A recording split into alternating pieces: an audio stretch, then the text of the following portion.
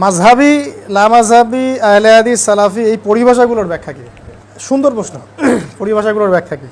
এখন কি ব্যাখ্যা শুনবেন? প্রকৃত ব্যাখ্যা শুনবেন না কথিত ব্যাখ্যা শুনবেন? একটা একটা করে বলি। আহলুল হাদিস একটা সম্মানের শব্দ। কিসের শব্দ ভাই? আহলুল হাদিস মানে হলো হাদিসের বিশেষজ্ঞ। হাদিসের বিশেষজ্ঞ দুটো অর্থ নেওয়া যায়। এক, আহলুল হাদিস মানে হাদিসের পণ্ডিত, বিশেষজ্ঞ, হাদিসের উপর দক্ষ। আরেকটা অর্থ নেওয়া যায় হাদিসের অনুসারী। হাদিসের অনুসারী, এই দুটো অর্থই আছে এই বইগুলোতে। আপনি যতগুলো বই ঘাটেন এগুলোই পাবেন। এখন হাদিসের পণ্ডিত বিশেষজ্ঞ কারা ছিলেন? ইমাম বুখারী, তিনি আহলুল হাদিস। হ্যাঁ। ইমাম মুসলিম আহলুল হাদিস। ইমাম তিরমিজি, নাসাই, ইমাম আবু দাউদ, ইবনে মাজাহ, দারাকুতনি, তারা কি আহলুল হাদিস কিনা? আচ্ছা, এখন আমি বা আপনি যদি হাদিস পড়তেও না জানি, আমরা কি এই সেন্সে আহলে হাদিস হতে পারবো কিনা? বুঝতে পারেন নাই? এই সেন্সে, কোন সেন্সে? হাদিসের বিশেষজ্ঞর কথা বলছি, হাদিসের অনুসারীর দিকে পরে আসছি। দুটো কথা বললাম, এক হলো হাদিসের বিশেষজ্ঞ, হাদিসের পণ্ডিত, একটা হলো হাদিসের অনুসারী। বিশেষজ্ঞ নিয়ে কথাটা শেষ করি আগে। তাহলে বিশেষজ্ঞ কারা? এই বড় বড় রিনাউন্ড যে মুহাদ্দিসিনে কেরাম, তারা কি সবাই আহলুল হাদিস? কোনো সন্দেহ আছে? এবং এটা নিঃসন্দেহে একটা নোবেল জায়গা, সম্মানের জায়গা। এবং ইনশাআল্লাহ আমরা আল্লাহর কাছে দোয়া করি তারা ইনশাআল্লাহ জান্নাতি। ইনশাআল্লাহ আল্লাহ জান্নাত দান করুন, আমি। এখন এই সেন্সে, বিশেষজ্ঞের সেন্সে যদি আমরা এখন যারা হাদিস পড়তেও জানি না, এবারও পড়তে পারি না, মুখস্থও দু একটা বলতে পারি না, আমরা যদি বড় গলায় দাবি করি যে আমরা ওনাদের মতো আহলে হাদিস, কথাটা কি শোভা পাবে? তাহলে এই সেন্সে শোভা পাচ্ছে না। আচ্ছা, আরেকটা সেন্সে আসি তাহলে। 2 নম্বর সেন্স হাদিসের ফলোয়ার্স। অ্যান্ড ফলোয়ার্স, এই ফলোয়ার্স সেন্সে আমরা যদি এভাবে চিন্তা করি যে তারাই আহলুল হাদিস হচ্ছেন, ফলোয়ার্স সেন্সে যারা কোরআন এবং হাদিসের পরিপূর্ণটা মেনে চলেন, তাই নয় কি? কোরআন এবং হাদিসের পরিপূর্ণ বিষয়টা মেনে চললে আমরা তাকে অনুসরণের সেন্সে আহলে হাদিস বলতে পারি। এখন যদি কেউ কোরআন সুন্নাহর পরিপূর্ণতা না মেনে চলে, আংশিক মেনে চলে, তাহলে একজন বরেণ্য আহলে হাদিস আলেমেরই রেফারেন্স কোট করছি আমি। তিনি বলেছিলেন যে প্রকৃত আহলে হাদিস আর কথিত আহলে হাদিস কখনো এক নয়। এই কথাটা তাদেরই একজন বরেণ্য আলেম বলেছিলেন। আমরা আলেমদের সম্মান রাখবো। এখন ধরেন আপনি রফুল ইয়াদান করেন, জোরে আমিন বলেন, পায়ে পা লাগান, সূরা ফাতিহা পড়েন, এবং আপনি মনে করছেন যে আমি আহলে হাদিস হয়ে গেছি। কিন্তু এদিকে আপনার অর্থনীতি সুদভিত্তিক, আপনার রাজনীতি গণতান্ত্রিক, আপনি সেকুলারদের সাথে আদাত করে আছেন, আপনি তাগুদের সাথে আদাত করে চলছেন, আপনি ইসলামের কিছু বিষয়কে নিজের মন গড়া উসুলে আপনি বানিয়ে নিয়ে মানুষকে ডিভাইডেড করছেন, তাহলে কি আপনি এই সেন্সে আহলে হাদিস হবেন কিনা? অবশ্যই না। তাহলে আমরা বলতে পারি যে কোরআন এবং সুন্নাহর পরিপূর্ণ অনুসরণ করলে, অনুসরণের সেন্সে আমরা বলতে পারি সে ব্যক্তি আহলুল হাদিস। এটা মানতে কোনো সমস্যা আছে?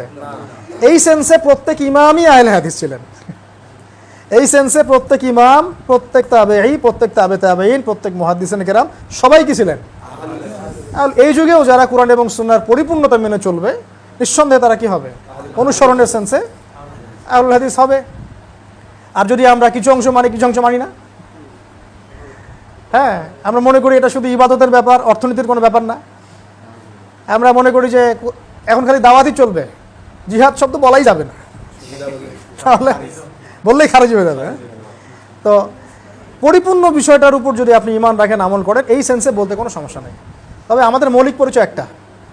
আমাদের মৌলিক পরিচয় কি? মৌলিক পরিচয় আমরা মুসলিম। এরপরে আপনি আপনার বৈশিষ্ট্যগত পরিচয় আনতে পারেন।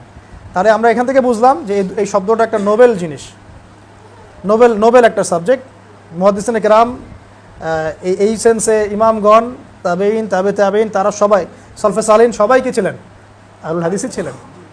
আর এখন আমরা যারা নামকাও আসতে এগুলো যা ট্যাগ লাগাচ্ছে, লেভেল দিচ্ছে, আমি একটা দলের ফর্ম পূরণ করেছি, ব্যাস আহলে হাদিস হয়ে গেছে। বিষয়টা এমন? আমি একটা আহলে হাদিস সংগঠনে যোগ দিয়েছি, নাম লিখেছি, ব্যাস আহলে হাদিস হয়ে গেছে নাকি? রফুল ইয়াদান আগে নামাজ পড়তাম এখানে, এখন পড়তেছি এখানে, ব্যাস আমি আহলে হাদিস হয়ে গেছি। আগে আমি রফুল ইয়াদান করতাম না, এখন করি, মানে আমি আহলে হাদিস হয়ে গেছি। ব্যাপারটা কেমন? এটা একটা মূর্খতার ব্যাখ্যা। কিসের ব্যাখ্যা? নিঃসন্দেহে মূর্খতা একটা। এটা একটা গভীর জিনিস। যদি কোরআন এবং সুন্নাহর পরিপূর্ণ বিষয়গুলো মেনে চলি এবং হাদিস শাস্ত্রে আমি দক্ষতা অর্জনের চেষ্টা করি, ইনশাআল্লাহ আমাকে আল্লাহ পাক ওই মাকামে কবুল করবেন ইনশাআল্লাহ তাআলা। এই সেন্সে মাযহাবের ইমামগণ কি এর বাইরে হবে?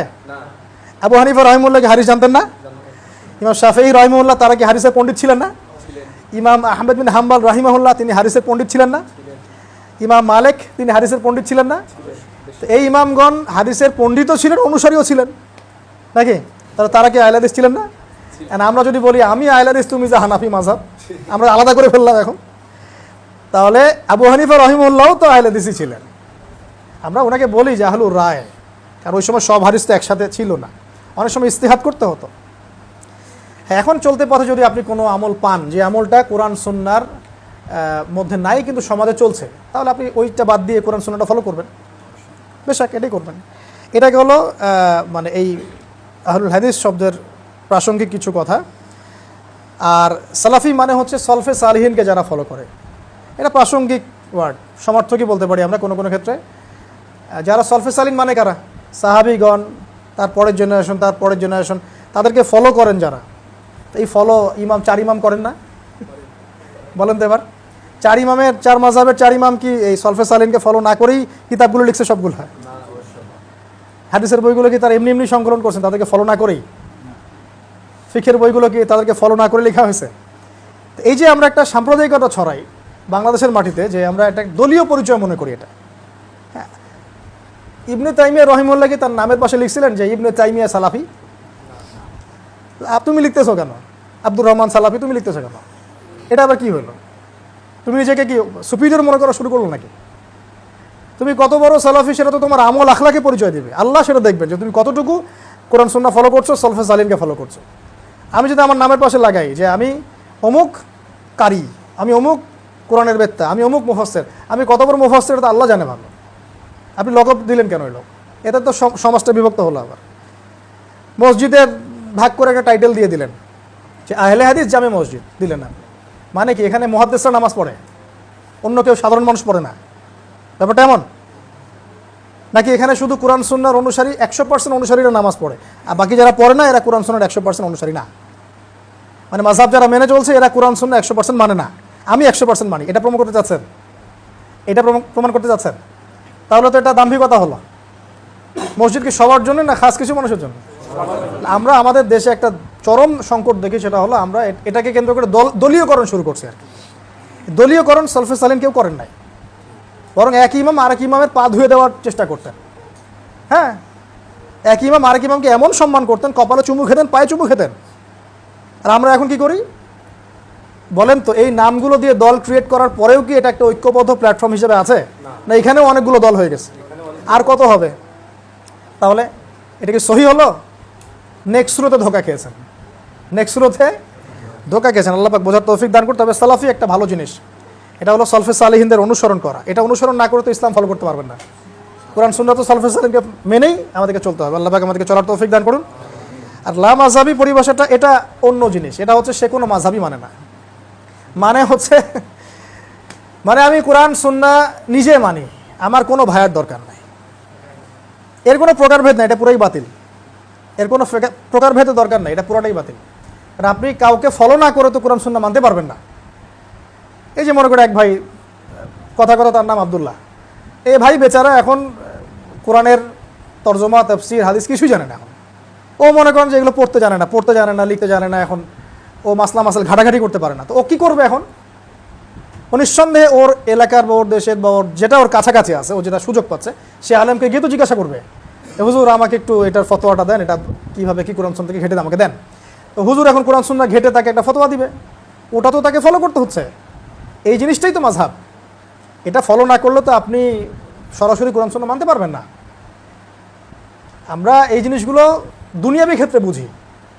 আপনি ডক্টর হতে চাচ্ছেন, স্যারদের বইগুলো না পড়ে, প্র্যাকটিস না করে, আপনি এই যে ক্লাসিক্যাল বইগুলো শেষ না করে, প্র্যাকটিক্যাল না করে, ইন্টার্ন পিরিয়ড না করে আপনি কি ডক্টর হতে পারবেন?